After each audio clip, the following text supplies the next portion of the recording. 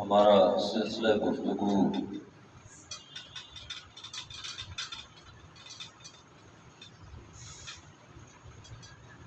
سن 9 ہجری کے پیش آمدہ حالات و واقعات کی ابتدا تک پہنچ چکا ہے۔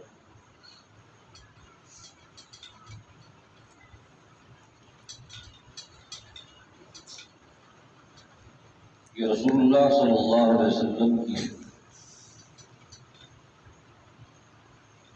بصیرت ہے، حکمت ہے، تدبر ہے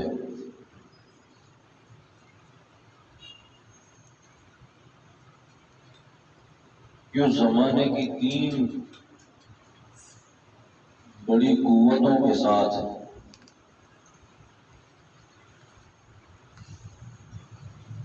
اس انداز میں آپ صلی اللہ علیہ وسلم نے محاذ آرائی فرمائی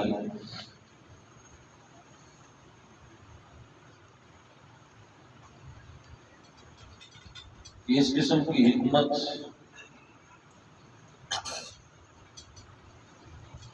دفاعی اداروں میں پڑھائی جاتی ہے، سمجھائی جاتی ہے،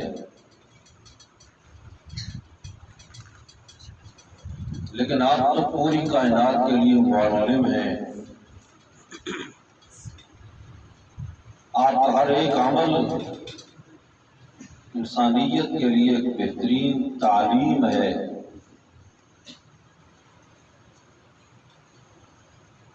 ایک طاقت وہ تھی جو مکہ میں موجود تھی،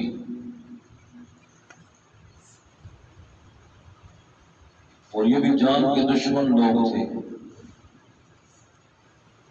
دوسری طاقت سازشیوں کی طاقت جو تھی وہ خیبر میں موجود تھی، اور وہ تو روز اول سے اسلام کے دشمن تھے اور آج تک ہیں، اور ان کی سازشوں کا سلسلہ چل رہا ہے۔ تیسری طاقت اس زمانے میں جو قریب ترین طاقت تھی، جو کہ عرب کی سرحدات کے ساتھ شام میں دمشق میں اور ان علاقوں میں وہاں اس نے ڈیرا ڈالا ہوا تھا، اور وہ رومیوں کی طاقت تھی، نصرانیوں کی طاقت تھی۔ اور بہت کچھ آپ کے سامنے بیان ہو چکا ہے، صرف توجہ دلوا رہا ہوں۔ آپ نے خیبر اس زمانے میں فتح کیا کہ جب مشرکین مکہ کے ساتھ جنگ بندی تھی، یہ ان کے ساتھ شامل نہ ہو سکے،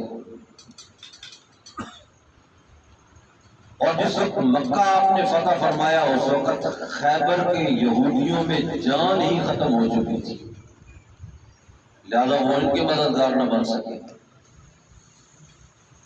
جب خیبر بھی فتح ہو گیا، مکہ بھی فتح ہو گیا، اور جن قبائل سے کچھ خطرہ تھا، حوازن اور ثقیف، ان پر دھاک بیٹھ گئی غزوہ حنین کی شکل میں، پھر آپ نے نصرانیوں کے خلاف باقاعدہ محاذ آرائی فرمائی اور آپ روم تشریف لے گئے۔ اس کی ایک اور رمز میں نے آپ کے سامنے بیان کی کہ اگرچہ آپ کی زندگی میں باقاعدہ روم فتح نہیں ہوا،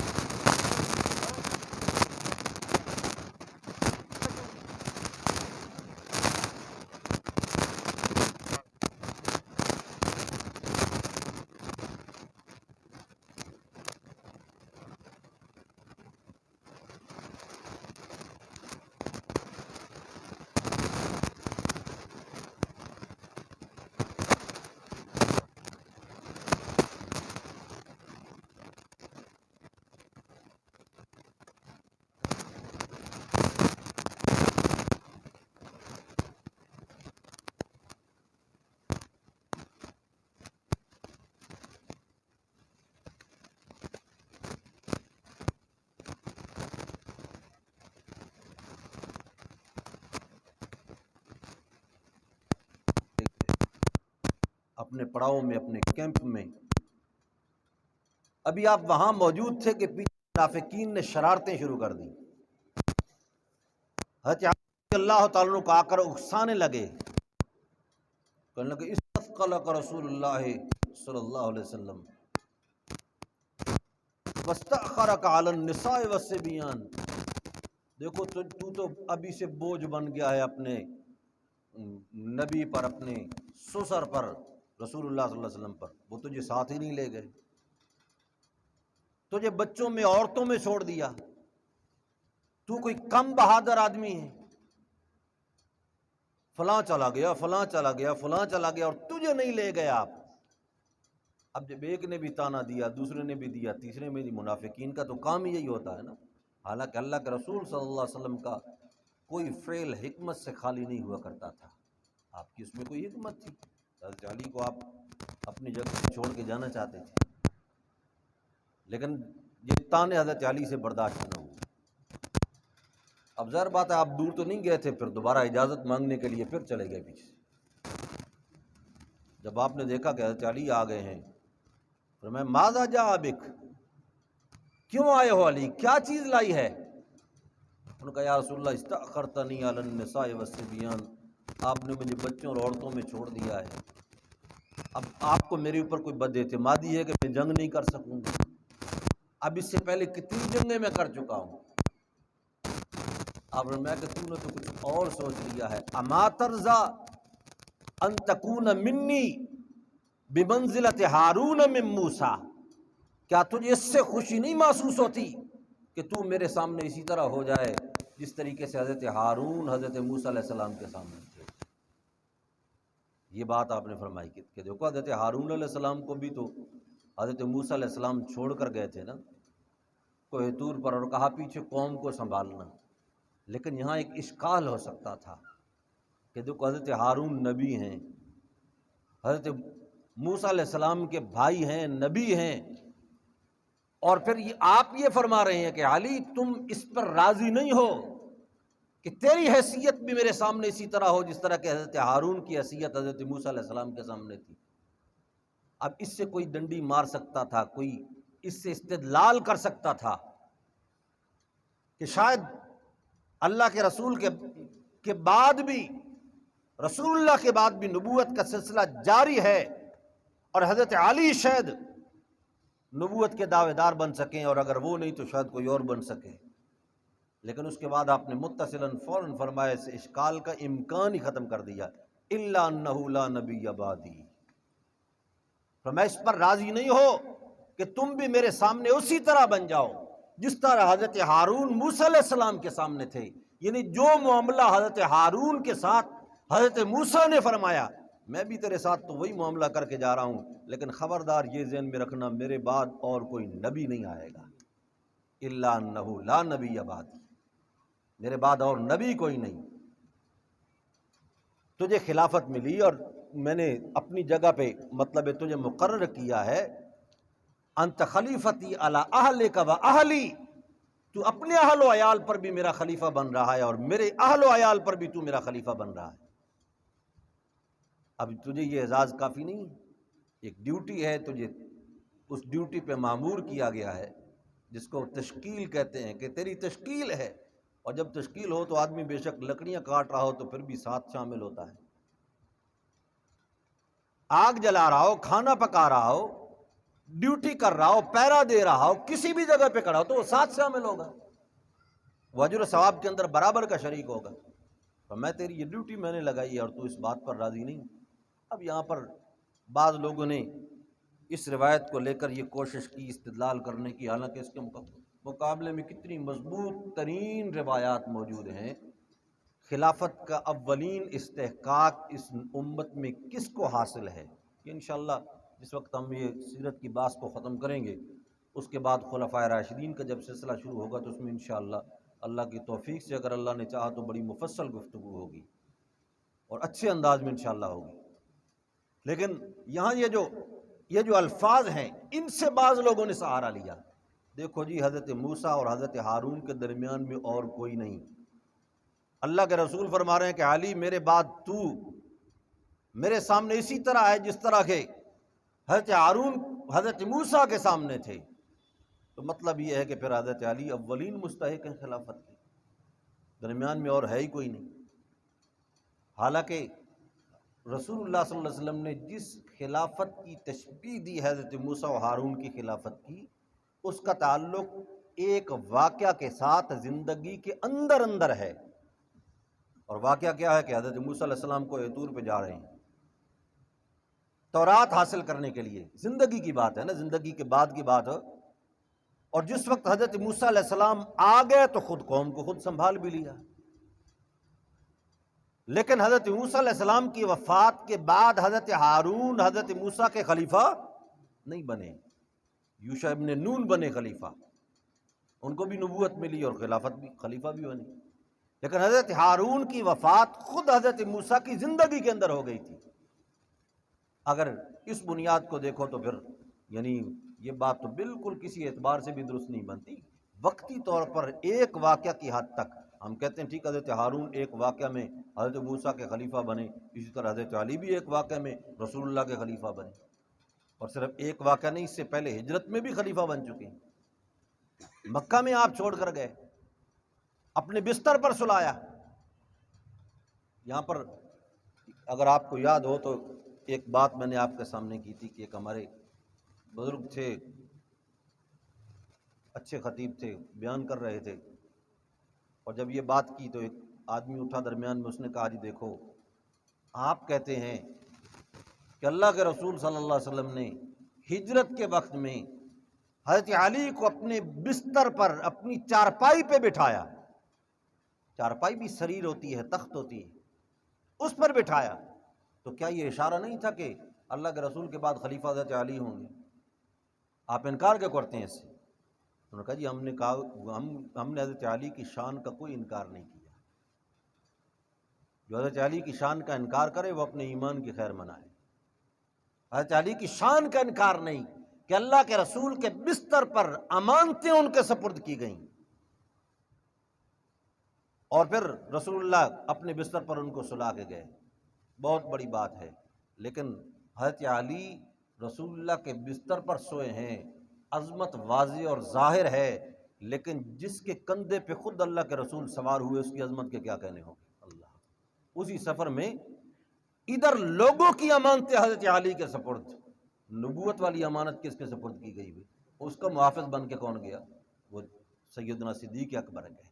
اس قسم کے واقعات سے محض خلافتیں اس طرح ثابت نہیں ہوتی، بلکہ اس کے لیے باقاعدہ دلائل ہیں، قرآن کے اشارات ہیں، حدیث کے اشارات ہیں، اور صراحتیں موجود ہیں اس قسم کی کہ اولین مستحق کون ہے۔ باقی تمام خلفائے راشدین، تمام صحابہ کرام جن کو ایک دن کیا ایک لمحہ بھی اللہ کے رسول صلی اللہ علیہ وسلم کی معیت نصیب ہوئی، ان کے متعلق اپنے دل کے اندر ذرہ برابر تردد رکھنا یہ اپنے ایمان کا نقصان کرنا ہے، اپنے ایمان کو برباد کرنا ہے۔ صحابی کوئی معمولی شخصیت ہوتا ہے؟ صحابی کی تعریف کیا ہے؟ رجل صاحب النبی صلی اللہ علیہ وسلم، رأن نبی نے کہا، صاحب النبی صلی اللہ علیہ وسلم ولو لمحۃ واحدۃ بحالت الایمان ومات علیہ، فرمایا کہ جو شخص ایک لمحے کے لیے حالت ایمان میں اللہ کے رسول کی مجلس میں شریک ہو گیا، بس اب مجلس میں شریک ہونا کیا، اللہ کے رسول نے اس کو دیکھا، اب یہ نابینا تھا بالفرض، اس نے اللہ کے رسول کو نہیں دیکھا، کوئی عرض نہیں، لیکن یہ پہنچ گیا مجلس میں ایک آنکھ جھپکنے کی مقدار ایمان کی حالت میں، اور پھر اسی حالت میں اس کی وفات ہوئی ایمان کی حالت میں، ایسا شخص صحابی ہے۔ ساری کائنات کے غوث کتب ابدال اوپر نیچے جمع ہونا شروع ہو جائیں، زمین و آسمان کے درمیان کا خلا بھی بھر دیں، تو پھر بھی صحابی رسول کے پاؤں کی ایک گرد، اس کا ایک ذرہ جو ہے اس کا بھی مقابلہ نہیں کر سکتی۔ صحابی کا مقام کوئی معمولی مقام نہیں ہوتا، لیکن یہ اللہ رب العزت کی تقسیم ہے، کسی کو پہلے نمبر پہ لائے، کسی کو دوسرے پہ لائے، کسی کو تیسرے پہ لائے، کسی کو چوتھے پہ لائے۔ تو غزوہ تبوک میں مدینہ طیبہ میں آپ حضرت علی رضی اللہ تعالیٰ عنہ کو اپنے پیچھے چھوڑ کر گئے، اور بعض مواقع پر حضرت عبداللہ ابن ام مکتوم کو بھی آپ نے اپنا نائب بنایا، حالانکہ نبی نہ تھے، دیگر صحابہ کو بھی بنایا، حضرت حسان ابن ثابت کو بنایا، کئی صحابہ کو آپ نے اپنا نائب بنایا۔ آپ اس کے بعد جب تشریف لے گئے، اور آپ یہ سن چکے ہیں گزشتہ درس میں، درمیان میں مدائن صالح تھا، قوم سمود کی بستیاں، اور میں تیزی سے گزرو، جنہوں نے پانی لے لیا گرا دو، جنہوں نے آٹا گوندھ دیا اس کو جانوروں کو کھلا دو۔ عذاب کا مقام ہے، یہاں ٹھہرنا نہیں چاہیے، یہ مذاق کی جگہ نہیں ہے، یہاں زیارتوں والی جگہ نہیں ہے، نکلو آگے، اس کو چھوڑو اور آگے چلو۔ جب آگے گئے، بھوک اور افلاس کا زمانہ تھا، پھر پانی بھی شدید قلت پانی کی پیدا ہو گئی، جانور بھوکے مرنے لگے، انسان جو ہے وہ پیاس سے بے تاب ہونے لگے۔ صحابہ نے عرض کی یا رسول اللہ آپ دعا فرمائے اللہ بارش برسائے، ہمارے پاس تو اور کوئی ذریعہ نہیں سوائے اس کے کہ آسمان سے پانی آئے۔ دور دراز تک چٹیل میدان ہے، صحرا ہے، پانی کا نام و نشان نہیں ہے، پانی کہاں سے لیں سوائے بارش کے، اور کوئی حل نہیں۔ اللہ کے رسول صلی اللہ علیہ وسلم نے ہاتھ اٹھائے، اللہم اسقنا اللہم اسقنا، مولا ہمارے اوپر ہمیں پانی پلا دے، بارش برسا دے، اپنی رحمت نازل فرما۔ صحابہ کرام کہتے ہیں واللہ ما رأینا صحابۃ فی السماء، ہم نے آسمان میں کوئی چھوٹی سی بدلی بھی نہیں دیکھی تھی اس سے پہلے، آپ نے جب ہاتھ اٹھائے تھے، اور ابھی تک آپ نے اپنے دست مبارک کو اپنے چہرے پہ نہیں پھیرا تھا کہ موسلا دھار بارش شروع ہو چکی تھی، بارش شروع ہو گئی موسلا دھار، سواریوں نے، جانوروں نے خوب سیر ہو کے پانی پیا، انسانوں نے پانی پیا، پانی اپنے لیے سنبھال لیا، انہوں نے محفوظ کر لیا کہ اللہ کے رسول صلی اللہ علیہ وسلم کی معجزات ہیں۔ لیکن سبق سمجھو، مانگنا پھر بھی نبی کا کام ہے کہ وہ اللہ سے مانگتا ہے، نبی مانگتا ہوا اچھا لگتا ہے اور اللہ دیتا ہوا اچھا لگتا ہے، عطا تو اس نے کرنا ہے نا۔ یہ تعلیم ہے کہ جو خود مانگتا ہو وہ سکھا رہا ہے کہ دیکھو مانگنا ہے تم نے، کس سے مانگنا ہے بھائی؟ ایک اللہ سے مانگنا ہے، اسی کے سامنے فریاد کرنی ہے، اسی کے سامنے ہاتھ پھیلانا ہے، یہ تو انبیاء کی تعلیم ہے۔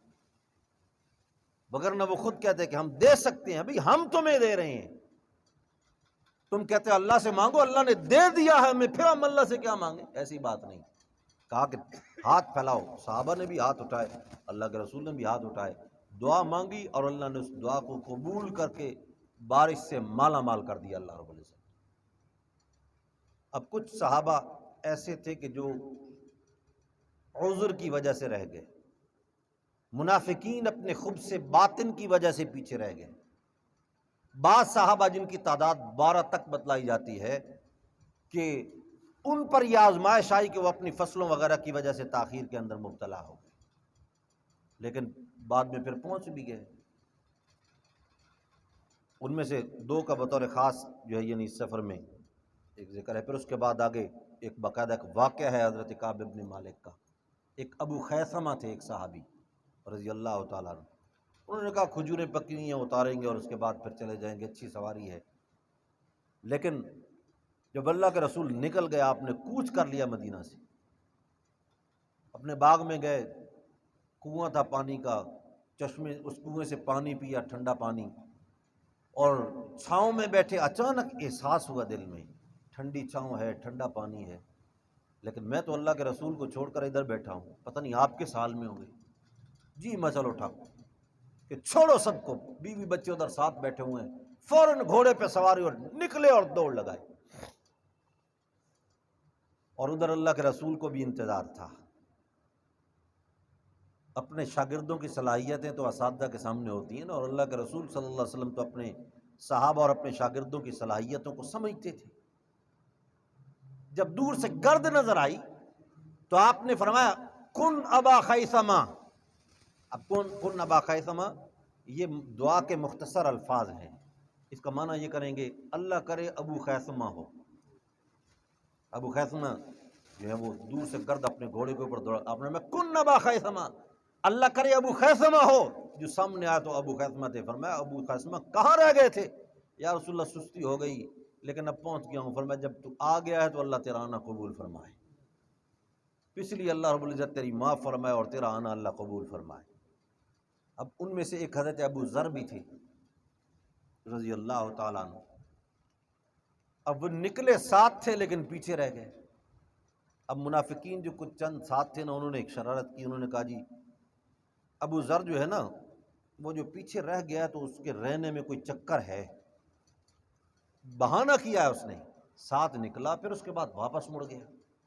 منافقین بھی کئی راستے میں واپس مڑ گئے تھے، جس طرح گزشتہ بیان میں آپ کے سامنے آئی بات کہ وہ بھی پیچھے مڑ گیا ہے، لگتا ہے کہ اس کا اندر تبدیل ہو گیا ہے، وہ ڈر گیا ہے روم کے لشکر سے۔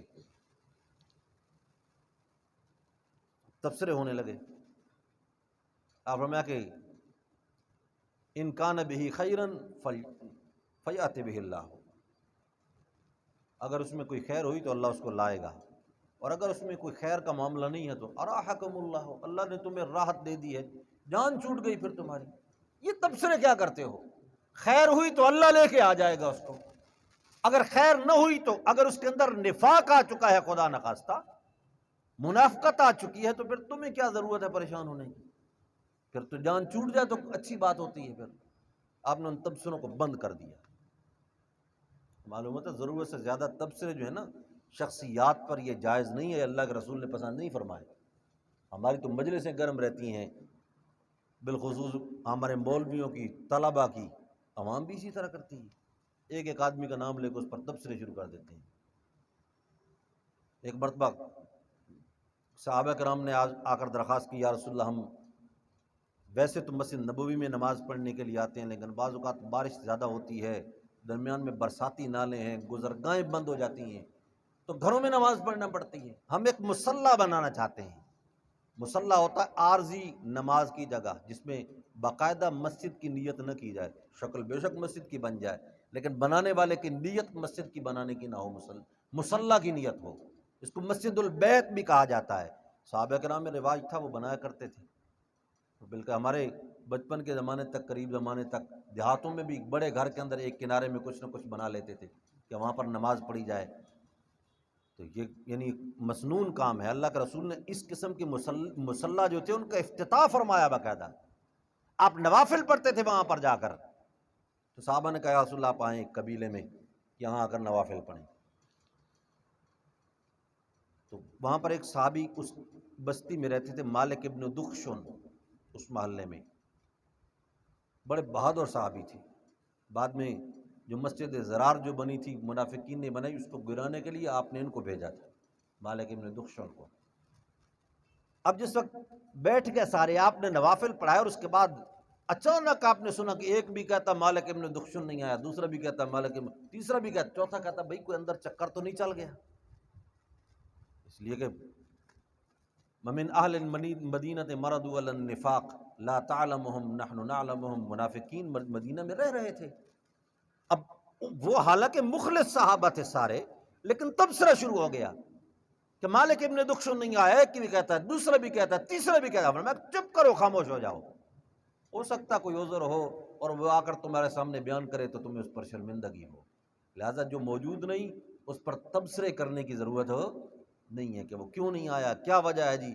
خواہ مخواہ اپنے اٹکل پچوں کی بنیاد پر، ظن اور تخمین کی بنیاد پر انسان اپنی آخرت برباد کرتا رہتا ہے۔ اللہ ادھر یہ تبصرہ ہوا تو آپ نے کہ بھائی چھوڑ دو تبصروں کو، اگر خیر ہوئی تو آ جائے گا، اگر خیر نہ ہوئی تو تمہیں اس کی کیا پرواہ، تم خوش ہو جاؤ۔ پھر آپ نے سختی سے ان تبصروں کو بند کر دیے۔ اب ان کے ساتھ یہ ہوا کہ ان کی اونٹنی بیمار ہو گئی تھی راستے میں، اب انہوں نے چلانے کی کوشش کی لیکن اونٹنی نہیں چلی، آخر اونٹنی کو چھوڑ دیا، جو بوجھ ہلکا کر سکتے تھے وہ بھی وہاں چھوڑ دیا، ضرورت کی انتہائی ضرورت کی چیزیں جو تھیں ان کو اٹھایا اور چل پڑے اسی طریقے سے پیدل ہی، قدموں کے نشانات دیکھتے دیکھتے دیکھتے دیکھتے او دور پار کہیں جب آپ تبوک کے قریب پہنچ چکے تھے، کہیں اس وقت ایک جنگل کے اندر دور سے کوئی انسان چلتا ہوا نظر آ رہا ہے، بس آپ نے یہاں پر بھی وہی دعا فرمائی، کن ابا ذر، آپ کو خواہش تھی کہ ابو ذر بھی پہنچے، دل میں تو یہ احساس تھا نا، کن ابا ذر، اللہ کرے یہ ابو ذر ہو۔ ہر ایک تبصرے کرتا کہ چال فلاں کی طرح لگتی ہے، دیکھنے میں کپڑے اس طرح لگتے ہیں، فلاں ہوگا، دوسرے کہتے فلاں ہوگا، تیسرے کہتے فلاں، اب میں اللہ کرے ابو ذر ہو، یہ دعا کرو۔ جب سامنے آئے ذرا قریب تو باقی حضرت ابو ذر تھے۔ اور میں کہ ابو ذر کہاں رہ گئے تھے؟ عرض کی یا رسول اللہ میری تو اونٹنی بیمار ہو گئی تھی اور میں تو اس کو بھی چھوڑ کے آ گیا ہوں، اور جو سامان آسانی سے اٹھا سکا میں اٹھا کر لایا ہوں۔ آپ نے فرمایا کہ یمشی وحدہ ویموت وحدہ ویبعث وحدہ، یہ آپ کا معجزہ ہے اخبار غیب۔ اس کے شاید ایک دو واقعات اسی درس میں آگے اور بھی آئیں گے، اس حوالے سے کوئی ضروری روشنی بھی پھر مختصر سی ڈال دیں گے۔ یہ اخبار غیب آپ کا ایک معجزہ ہے۔ اب میں کہ یمشی وحدہ، چلتا بھی اکیلا ہے، یموت وحدہ، فوت بھی اکیلا ہوگا، ویبعث وحدہ، اور جہاں سے اٹھے گا وہاں سے اکیلا اٹھے گا، یعنی دفن بھی قبرستان میں نہیں ہوگا، اکیلی اور تنہا جگہ پر دفن ہوگا۔ اب ان کا یہ حال تھا کہ رسول اللہ صلی اللہ علیہ وسلم کے بعد یہ ان کا اجتہاد جو تھا نا، تقویٰ کا اجتہاد، اتنا آگے نکل گیا کہ صحابہ میں کوئی ان کے مقابلے میں نہیں آ سکتا۔ انہوں نے اتنا بڑا معیار بنا لیا نا اپنی زندگی کا، طہارت و پاکیزگی کا، کہ اس معیار پہ باقی صحابہ بھی پورے نہیں اترتے تھے۔ کیا مطلب یہ ہے کہ اگر کھانا بچ گیا نا، کھانا کھایا اور بچ گیا، دوسرے وقت کے لیے رکھنا اس کو ناجائز سمجھتے تھے۔ تو بھئی اللہ پر یقین نہیں، تقسیم کر دو اس کو، جو لباس پہنا ہوا ہے اس سے دوسرا نہیں استعمال کرنا، بس یہ جب ختم ہو جائے دوسرا استعمال کرنا ہے، اگر پڑا ہے تو اس کو صدقہ کر دو۔ کیوں بھئی خزانہ بنا کے رکھ رہے ہو؟ یہ کام غلط ہے، اللہ دے گا جب دوسرا ضرورت ہوگا تو، اور اپنی حد تک ہوتا تو پھر بھی خیر تھی۔ اب انہوں نے دوسروں کو کہنا شروع کر دیا اور باقاعدہ فتوے لگانا شروع کر دیے۔ آج تک یہ استعارہ بنے ہوئے ہیں حضرت ابو ذر غفاری کہ حد سے زیادہ کوئی تقوی کے معاملات میں جب علماء کے اندر بہت زیادہ تلقین کرتا ہے نا، کہتے ہیں بھئی آپ تو ابو ذر غفاری بن سکتے ہیں، ہمارے بس کی بات نہیں ہے۔ یعنی ایک استعارہ بنا ہوا ہے علماء میں بھی، اہل علم میں، کتابوں میں لکھا ہوتا ہے کہ آپ شاید ابو ذر غفاری بن جائیں، ہمارے بس کی بات نہیں۔ تو انہوں نے باقاعدہ فتوے لگانا شروع کر دیے۔ اگر کسی کے پاس ان کو معلوم ہوا کہ 2-4 دن کا راشن اس کے گھر میں جمع ہے، دروازہ کھٹکھٹاتے تھے، ٹھک ٹھک ٹھک کیا اور دروازہ باہر نکلے، بھائی سنا ہے تیرے گھر میں اضافی راشن پڑا ہے؟ ہاں جی پڑا ہے جی۔ قرآن نہیں پڑھا؟ الذین یکنزون الذھب والفضة ولا ينفقونها فی سبیل اللہ فبشرهم بعذاب علیم، فبشرهم بعذاب علیم۔ دیکھو خزانہ جمع کر رہے ہو، حالانکہ وہ تو سونے چاندی کی بات تھی، اور پھر آپ نے اس کی وضاحت بھی فرمائی کہ ایسا سونا چاندی جس میں سے زکوٰۃ نہ نکالی جائے۔ اور میں دیکھو دوزخ خرید رہے ہو، تقسیم کر دو اس کو، کیا کرتے ہو گھر میں رکھ کر؟ کسی نے اضافی کپڑا خرید لیا تو اس کے پاس پہنچ گئے۔ بعض اوقات کوئی نوجوان اگر آگے سے بات کر دیتا تو یہ ڈنڈا اٹھا کے اس کے پیچھے بھاگ رہے ہوتے تھے، بزرگ تھے، بڑے تھے، ڈنڈا اٹھایا اور پیچھے وہ مدینے کی گلیوں میں دوڑ لگا رہا ہے، اور یہ پیچھے پیچھے، اور اللہ کے بندے صدقہ کرو، نکال دو اپنے گھر سے، اپنی جان چھڑاؤ اس سے، گھر میں کیوں رکھا ہوا ہے؟ اب یہ کیفیت جب بنی، صحابہ کرام نے حضرت عثمان ذی النورین رضی اللہ تعالیٰ عنہ کے زمانے میں، ان کی خلافت کے زمانے میں جا کر یہ کہا کہ حضرت بڑے لوگوں کے ساتھ ان کا گزارا ہوتا رہا، اب نئی نوجوان نسل آ چکی ہے، اور وہ بھی ان کی بات کے سامنے اگر کوئی ایسی ویسی کر دیں تو ہمارے لیے تو پھر مر جانے کا مقام ہے کہ صحابی رسول اور ابو ذر جیسا، اللہ اللہ، یہ بھی شخصیت معمولی شخصیت نہیں تھی۔ صحابیت میں بھی درجات ہیں نا، یہ مہاجرین اولین میں سے تھے پہلے، یعنی السابقون الاولون میں سے، ہجرت اگرچہ بعد میں کی لیکن ایمان لانے والے جو ابتدائی تھے ان میں سے تھے۔ کہ جب آپ نے نبوت کا اعلان فرمایا مکہ مکرمہ میں اور سختی ہو رہی تھی، اور جو نیا آدمی آتا تھا اس کو بدرا کیا جاتا تھا، نہ ملنا بھائی، کلام نہ کرنا، بات نہ کرنا، زیارت نہ کرنا، یہ کیفیت تھی۔ اور اگر کوئی مقامی ہوتا تو اس طرح روکتے، باہر کا آدمی ہوتا تو مار پیٹ کے مکہ سے باہر نکال دیا کرتے تھے۔ انہوں نے اپنے بھائی کو بھیجا، جاؤ جا کر تحقیق کرو جو نبوت کا دعویٰ کرنے والا شخص ہے وہ کہتا کیا ہے، اور اس کے کلام کو سننا، کہیں شاعری تو نہیں ہے؟ بھائی شاعر تھا بہت بڑا کہ وہ پہچان بھی جائے گا، لیکن وہ آیا اور واپس گیا، اور راستے میں کھیل کود کے اندر وقت اس کا زیادہ گزر گیا، اور شاعری کی مجلسیں وہ اٹینڈ کرتے کرتے زیادہ وقت، اور واپس جا کر اس نے باتیں کی کہ اچھی کلام ہے، کوئی شاعری والی بات نے کہا جی کوئی تفصیلی بات تو میرے پاس تو نہیں لایا، میں خود جاتا ہوں۔ یہ گئے، اور بعض روایات میں یہ موجود ہے کہ 1 مہینہ تک ان کو غار میں چھپ کے رہنا پڑا کہ کہیں ایسے نہ ہو کہ کوئی دیکھ لے اور اس کے بعد مار پیٹنا شروع ہو جائے، اور تلاش کرتے رہے کہ اچانک کہیں رسول اللہ سے ملاقات ہو جائے۔ چنانچہ حرم میں رات کے وقت میں ملاقات ہوئی 1 مہینے کے بعد۔ فرمایا 1 مہینہ کھاتے پیتے کہاں سے رہے ہو؟ ان کا یا رسول اللہ زمزم کے کنویں پہ چلا جاتا تھا، بھوک لگتی تھی تو کھانے کی نیت سے پی لیتا تھا، پیاس لگتی تھی تو پیاس بجھانے کی نیت سے پی لیتا تھا، اللہ نے اسی سے میری بھوک بھی بجھا دی، میری پیاس بھی اللہ نے بجھا دی اسی سے۔ اللہ، اور پھر یہ بھی کہا کہ میں جب آیا تھا تو اس وقت وجود میں نکاہت محسوس ہوتی تھی، لیکن زمزم کے پانی نے اتنی تقویت بخش دی ہے کہ مجھے محسوس ہی نہیں ہوتا کہ میں کھانا نہیں کھا رہا۔ اللہ، یہ ایسے آدمی۔ اور پھر آپ نے جب کلمہ پڑھا اور اس کے بعد پھر ایک آزمائش سے گزرے، مشرکین نے بہت تشدد بھی کیا، اور میں کہ چلو اب اپنے علاقے میں چلے جاؤ، وہاں جا کر دین کی دعوت دینا۔ یہ مکہ سے مدینہ کے جاتے ہوئے جو راستہ ہے ینبو کی طرف سے آگے بدر کی طرف راستے میں ان کا قبیلہ آتا ہے۔ آج کل خیف ام ریان اس جگہ کا نام ہے، خیف ام ریان یہ وادی ہے، یہ قبیلہ بنو غفار ہے، آج بھی آباد ہے۔ یہ وہاں گئے اور انہوں نے جا کر دعوت شروع کر دی، اور جس وقت آپ مدینہ تشریف لے گئے، مدینہ طیبہ میں اپنے پورے قبیلے کو مسلمان کر کے ساتھ مدینہ پہنچے ان کو لے کر۔ اب اتنی شخصیت تھی۔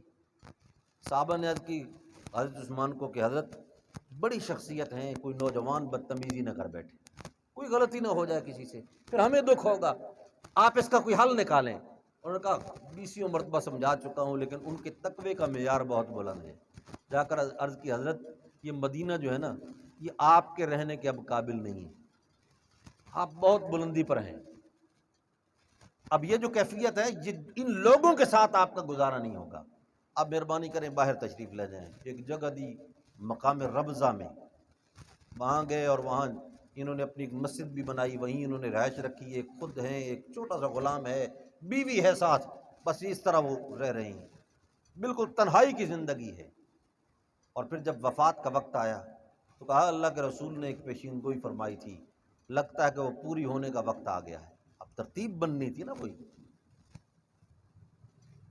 کہ اکیلا رہے گا، اکیلا فوت ہوگا، اکیلا ہی دفن ہوگا۔ اگر میں فوت ہو جاؤں تو پریشان ہونے کی ضرورت نہیں، بس میری چارپائی کو اٹھا کر راستے پہ رکھ دینا، اگر کسی کو توفیق مل گئی تو جنازہ پڑھ لے گا۔ اب تم کیا کر سکتے ہو قبر کھود کر مجھے دفن کرنے والا کام؟ اگر میرے مقدر میں ہوا تو قبر بھی بن جائے گی، بس تم رکھ کے وہاں پر ایک مرتبہ یہ آواز لگا دینا کہ یہ اللہ کے رسول کے صحابی ابو ذر کی میت ہے، اگر کوئی یہاں موجود ہے تو آ کے جنازہ پڑھ لے اس کا۔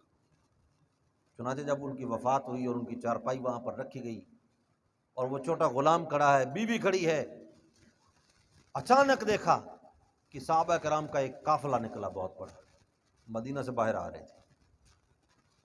ان کی قیادت عبداللہ ابن مسعود جیسی اس زمانے میں علام شخصیت جو ہے وہ ان کی قیادت کر رہی ہے، بحر العلوم ہیں، صاحب علم تھے، صحابہ کرام میں علم اور اجتہاد کے اعتبار سے ان کا بہت بڑا مقام تھا عبداللہ ابن مسعود کا۔ یہ آ رہے تھے، انہوں نے کہا کہ دور ایک چارپائی پڑی، اور جب قریب گئے اور جب چہرے سے ہٹا کے دیکھا فبکا ابن مسعود، ابن مسعود رونے لگ گئے۔ انہوں نے کہا میں نے اللہ کے رسول کی یہ پیشین گوئی سنی تھی، آج وہ سچی ثابت ہو گئی۔ یمشی وحدہ ویموت وحدہ ویبعث وحدہ۔ چنانچہ انہوں نے نماز جنازہ پڑھائی اور ان کی تدفین ہوئی، اور اس کے بعد جب آپ پھر تبوک سے آگے تبوک کی طرف آپ تشریف لے گئے ابو ذر غفاری رضی اللہ عنہ کے ساتھ ملنے کے بعد، ابھی روم کے لشکر تک نہیں پہنچے آپ، اس سے پہلے ایک جگہ آتی ہے بنو ایلہ کی بستی ہے، بنو ایلہ۔ آپ نے حضرت خالد ابن الولید کو بھیجا، فرمایا جاؤ ان سے بات کرو، اسلام کی دعوت دو، اسلام قبول کریں تو ٹھیک، اگر نہ کریں تو پھر ہمارے باج گزار بنے، جزیہ دیں، اگر جزیہ نہیں دیتے تو پھر مقابلے میں آئیں۔ جب وہاں سے جا کر ان کے ساتھ جا کر بات کی تو ان سے صلح ہو گئی، انہوں نے جزیہ دینا قبول کر لیا۔ تو میں ٹھیک ہے، اب ان کا ہم تحفظ کریں گے۔ اور اسی طرح پھر آگے پھر مزید نکلے، آپ نے میں کہ دیکھو یہاں قریب ایک دومت الجندل نامی جگہ ہے، قلعہ ہے ایک بہت بڑا، ایک بڑی جنگجو قوم آباد ہے، اس کا جو سردار ہے اس کا نام عقیدر ہے، اور میں اس کو جا کر بھی اسلام کی دعوت دو، قبول کر لے تو ٹھیک، ورنہ وہی اصول جو سب کے لیے۔ لیکن فرمایا کہ آسانی اس میں رہے گی کہ ہے وہ نیل گائے کے شکار کا بڑا شوقین ہے، نیل گائے کا شکار کرتا ہے، ملے گا تمہیں شکار کرتے ہوئے، اور جب وہ شکار کے لیے نکلا ہوا ہو پھر لمبا چوڑا ان کی پھر بستی کی طرف جانے کی ضرورت نہیں، اسی کو گرفتار کرو گے تو کام چل جائے گا۔ خالد بن ولید ایک جگہ پہ گھات لگا کے بیٹھ گئے۔ ابھی اللہ کی شان، اب وہ ان کو معلوم تو ہوگا کہ لشکر آیا ہوا مسلمانوں کو، وہ قلعہ بند ہو گیا اور وہ قلعے کے اوپر دیواروں پہ کھڑے تھے، بیوی ساتھ کھڑی ہے، اس نے دیکھا کہ نیل گائے آ رہی ہے، اور ایک نہیں دو نہیں 20-25 کا ریوڑ ہے۔ بیوی نے کہا کہ پہلے تو آپ نیل گائے کو جب دیکھتے ہیں تو اس کے بعد مچل اٹھتے ہیں، اب تو وہ سامنے نظر آ رہی ہیں اور آپ یہاں کھڑے ہیں۔ انہوں نے کہا جی نیل گائے کے پیچھے جاؤں یا اپنی جان بچاؤں؟ اگر شکار کرنے کے لیے جاؤں تو خود شکار نہ ہو جاؤں۔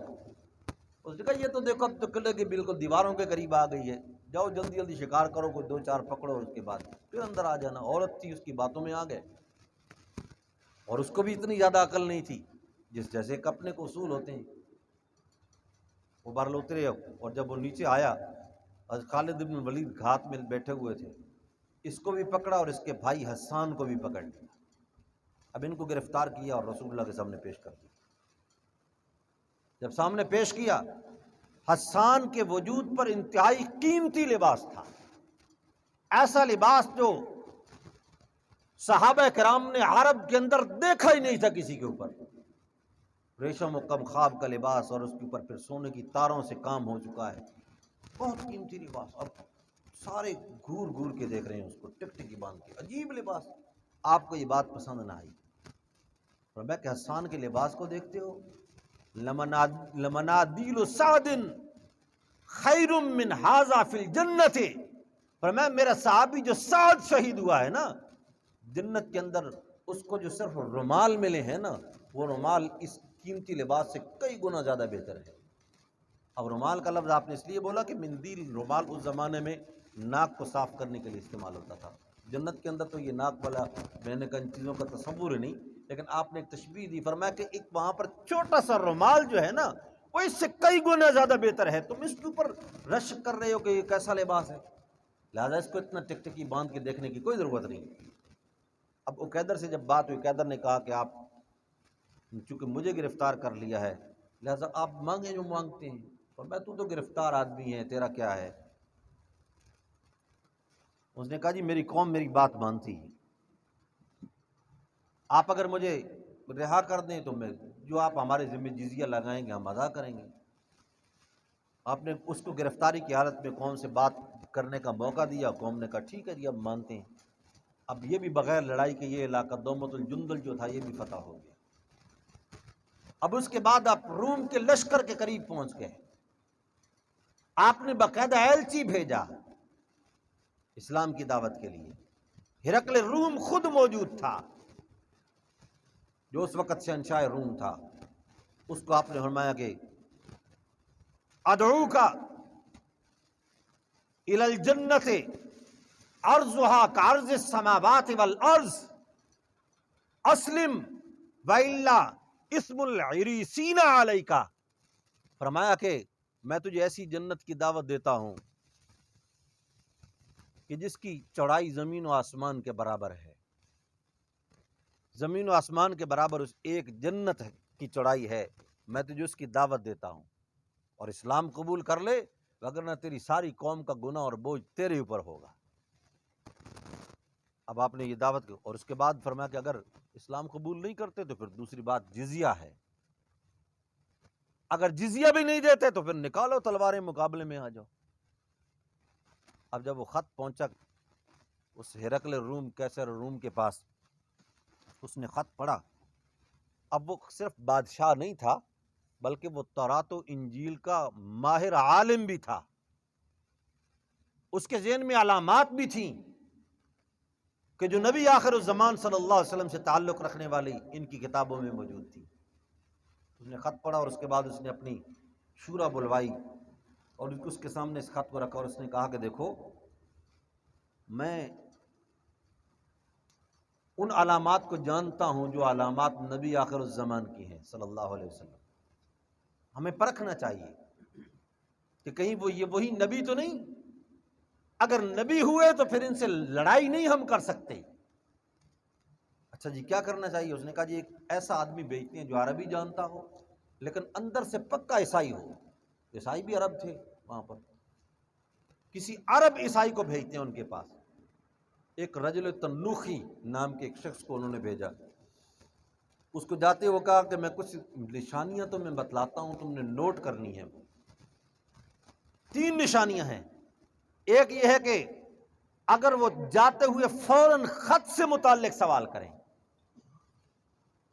تو تم نے اس کو نوٹ کرنا ہے کہ پہلا سوال ان کا اس خط کے متعلق ہے یا نہیں، ان کی گفتگو میں رات کا ذکر آتا ہے یا نہیں،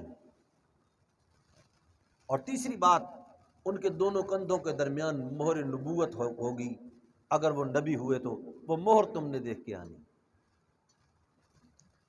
اب وہ سمجھدار آدمی تھا، اس کو جب بھیجا گیا اور اس نے جا کر بات کی اور یہ کہا کہ میں ایلچی بن کے آیا ہوں ہرقل روم،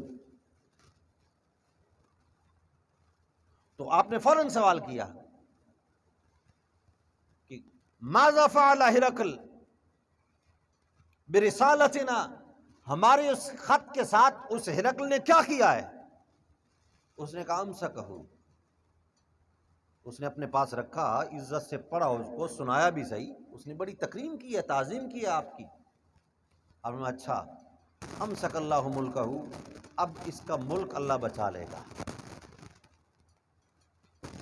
مزقہ کسرا مزق اللہ ملکہ، میرے خط کو کسرا نے یعنی فارس کے حکمران نے پھاڑا ہے، اللہ اس کے ملک کے ٹکڑے ٹکڑے کرے گا۔ اب یہ بات تو ہو گئی۔ اس کے بعد اس نے رجل تنوخی نے سوال کیا، اس نے کہا حضور آپ کا جو خط تھا نا اس کے اندر ایک لفظ ہے عدوک الی الجنت ارضها کارض السماوات والارض، میں تجھے اس جنت کی طرف بلاتا ہوں کہ جس کی چوڑائی آسمان اور زمین کے برابر ہے۔ آپ یہ بتلائیں کہ جس جنت کی چوڑائی زمین اور آسمان کے برابر ہے تو کائنات تو یہی ہے ہمارے سامنے، زمین اور آسمان، پھر وہ جنت کدھر ہوگی؟ سوال آپ سمجھے نہیں سمجھے؟ اس نے سوال کیا کہ جنت کدھر ہوگی؟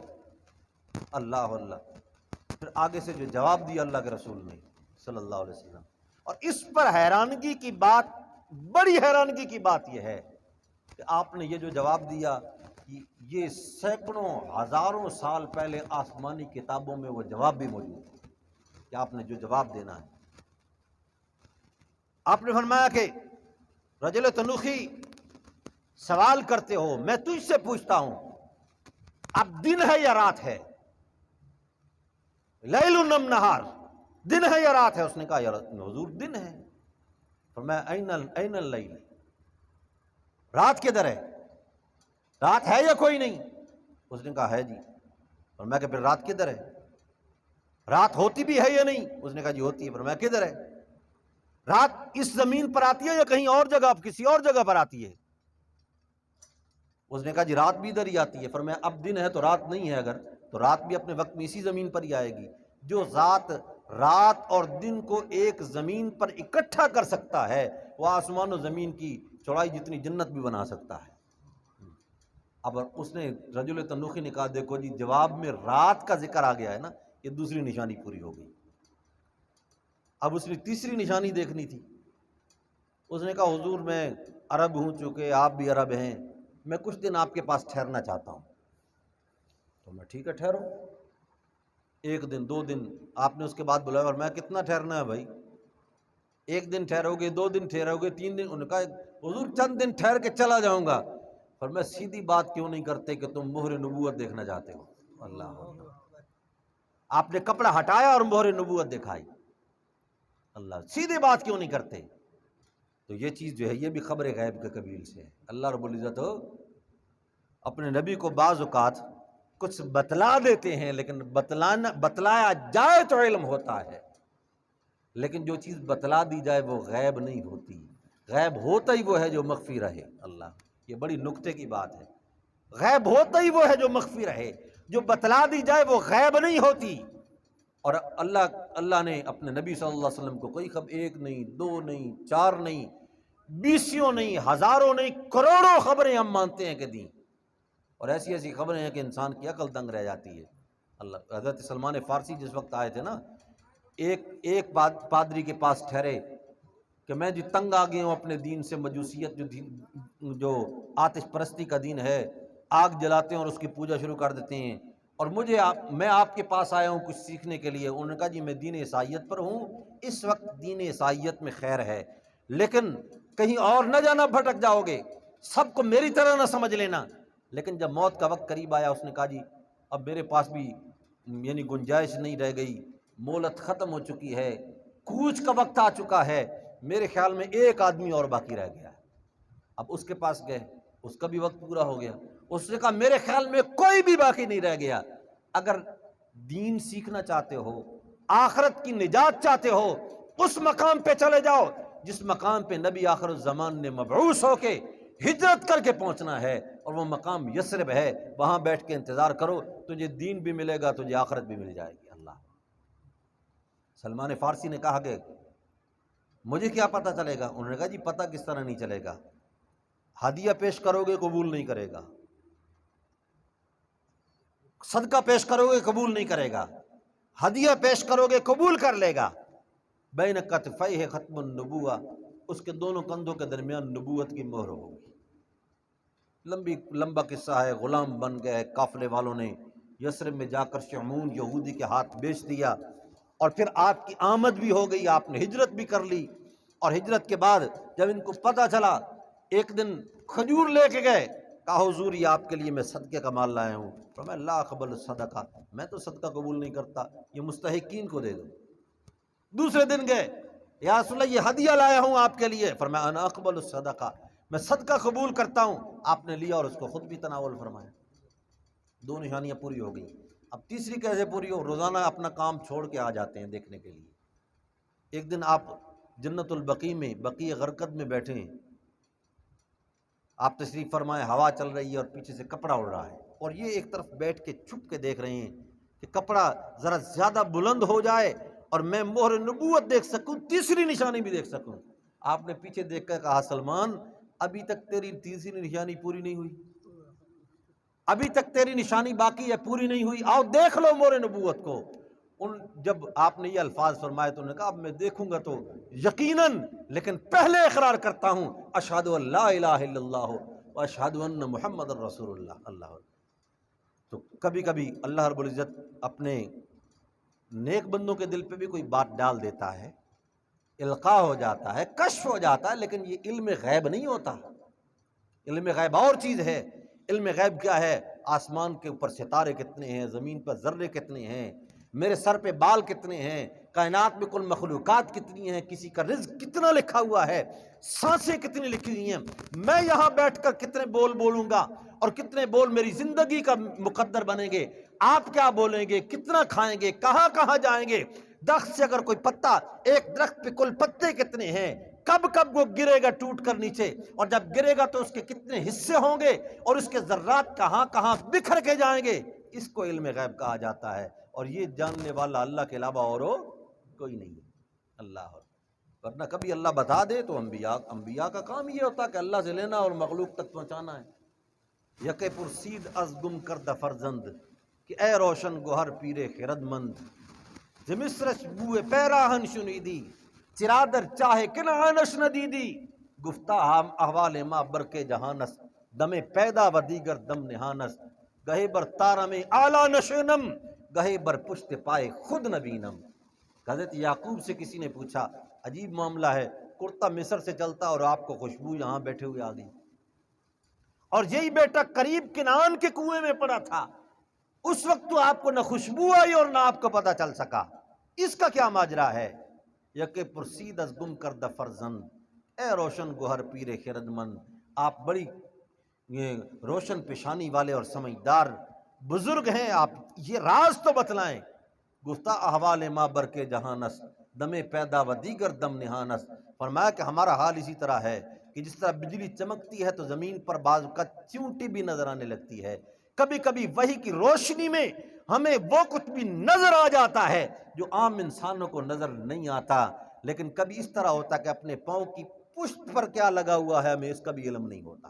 اللہ، اگر کہو تو اس کی ایک مثال حدیث سے بھی دوں، صحیح بخاری کی روایت ہے، اللہ کے رسول نماز پڑھا رہے ہیں صلی اللہ تعالیٰ علیہ وسلم، نماز کے دوران، یعنی یہ آپ سے ثابت ہے کہ کبھی کبھار صاف پاک جوتوں میں نماز پڑھ لینا، جو میرے اور آپ والے جوتے نہیں جو ہم جوتے استعمال کرتے ہیں، یعنی جگہ جگہ گندگی ہوتی ہیں، یہ جوتے نہیں، صاف جوتا، نیا جوتا اگر خریدو تو اچھی بات ہے، نوافل پڑھ لینے چاہیے اس کے ساتھ تاکہ سنت پر عمل ہو جائے۔ آپ نے جوتوں کے ساتھ سمیت نماز آپ نے پڑھی، نماز پڑھا رہے ہیں، اچانک نماز کے دوران آپ نے اس طرح جوتا اتارا، جس کو عمل خلیل کہتے ہیں، تھوڑے سے عمل آپ نے اٹھا کے پھینک دیا۔ اب کچھ صحابہ نے اور بھی جوتے پہنے ہوئے تھے، اب صحابہ تو اللہ کے رسول کی بات کو دیکھیں اور اس پر عمل نہ کریں، ہو ہی نہیں سکتا۔ انہوں نے سمجھا شاید حکم آیا نماز کے دوران، جوتے اتارے اور انہوں نے بھی پھینک دی۔ نماز کے بعد آپ نے فرمایا کہ تم نے جوتے کو پھینکے بھائی؟ انہوں نے کہا یا رسول اللہ آپ نے اتارے ہیں، آپ کو دیکھ کر ہم نے کہا کہ ہم شاید حکم آ گیا ہے۔ فرمایا میرے جوتے پر کوئی چیز نامناسب لگی ہوئی تھی جو نماز کے لائق نہیں تھی، مجھے جبریل نے نماز کے دوران بتلایا آ کر، اے اللہ کے رسول آپ کے جوتے پہ نجاست لگی ہوئی ہے اور جو مناسب نہیں ہے اس اتنی مقدار میں لگی ہوئی ہے، آپ نے اتار کے پھینک دیا۔ پر میں نے تو اس وجہ سے پھینکا ہے، گہے بر تارم اعلیٰ نشینم، گہے بر پشت پائے خود نبینم، کبھی ملائے اعلیٰ کی خبریں میں آنی لگتی ہیں اور کبھی اپنے پاؤں کی پشت پر کیا ہے اس کا بھی علم نہیں ہوتا۔ اللہ اللہ، علم غیب جاننے والا کون ہے بھائی؟ صرف ایک اللہ ہے، باقی ایک خبر، دو خبر، تین خبر، ہزاروں خبریں، کروڑوں لاکھوں خبریں۔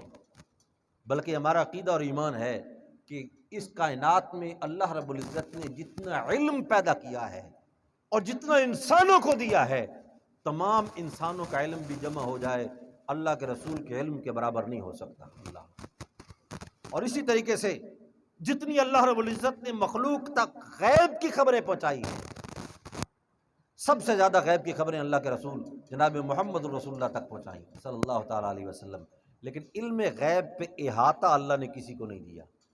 وَلَا يُحِيطُونَ بِشَيْءٍ مِّنْ عِلْمِهِ، یہ سمجھنے والی ہے، یہ آیت الکرسی ہر شخص پڑھتا ہے نا، وَلَا يُحِيطُونَ بِشَيْءٍ مِّنْ عِلْمِهِ يَعْلَمُ مَا بَيْنَ أَيْدِيهِمْ وَمَا خَلْفَهُمْ، یہ اللہ کی صفت ہے کہ جو کچھ آگے ہو چکا، پیچھے ہو چکا، ماضی ہے، حال ہے، مستقبل ہے، سب کی خبر اللہ کو ہے۔ اور مخلوق کا تو حال یہ ہے، اللہ نے جتنے علوم بنائے ہیں ان علوم کی آگے جزیات ہیں، ان جزیات میں کسی ایک جزی کی پوری خبر اور اس کا پورا احاطہ بھی اللہ کے سوا کائنات کا کوئی فرد نہیں کر سکتا۔ پورا احاطہ نبی بھی نہیں کر سکتا کہ پورا احاطہ ہو کسی ایک چیز پر۔